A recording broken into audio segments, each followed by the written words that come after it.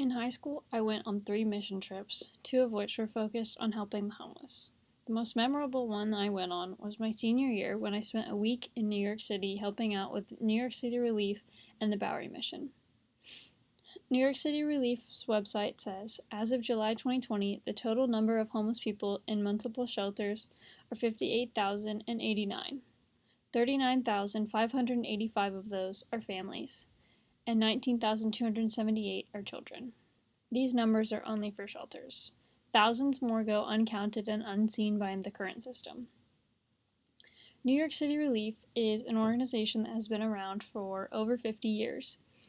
They primarily have the New York City Relief buses, which are school buses that have been converted into 3 main sections. So in the front, they have what they call life visits, and so you can meet in the front of the bus with one of the full-time volunteers, and they can give a homeless person or a person in need resources for either rehab or homeless shelters or jobs or you name it. They have a whole binder of just options that they resources that they can give out. The second part is the food truck basically area, and so they open up the front of the bus and it looks like a food truck, and they have soup and bread and water and lemonade and punch, and so people will line up on the street, and then they'll go and they'll say, I want soup, bread, and water, and then we'll as volunteers would hand it to them, and then they would go and sit on some chairs and under tents that have been provided for them. And then in the back of the bus is where you can pray over people and give them small items like socks and toothpaste and some toiletries and washcloths and just a small bag of items that they may need. They take the bus to 3 places in New York City: Harlem, the Bronx, and Chelsea Park. And I got to go to the Bronx and Chelsea Park when I went on a mission trip here, and it was just a life-changing experience. Another organization that we worked at when I was in New York was the Bowery Mission, and they work with homeless people in giving them clothes and other clothing items that they may need.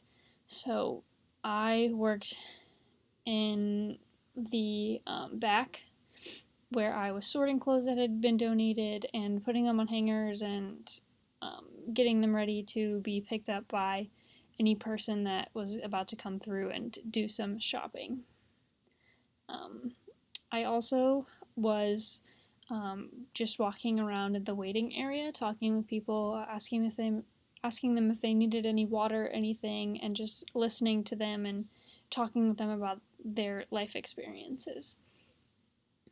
I met a guy who was pretty cool. I unfortunately don't remember his name, but I do remember his story. So he was from New York, and he'd lived there his whole life and was in a stable job, stable relationship, had a great apartment, bike to work every day, and then one day he got his identity stolen by a person who lived in Indianapolis, Indiana. And this person took his money, took his social security card, gave him a bad rep, so he was fired from his job, lost his apartment, and had to sell his bike because he couldn't afford food, and so then he became homeless. And he was living from homeless shelter to homeless shelter, and was stopping in that particular day to try and get a suit so that he could go and try and get an interview at a job. The current system for homeless people is, I would say, pretty poor. We're not doing as much as we can do for the people that are in need. So housing, for one, is something that I think could definitely be improved upon, because the current system is homeless shelters, and homeless shelters fill up fast, and they have a very strict policy. Some of them have a very strict policy of you have to be in here by a certain time, and if not, your bed will be given up. So you can't, it's a first come, first serve.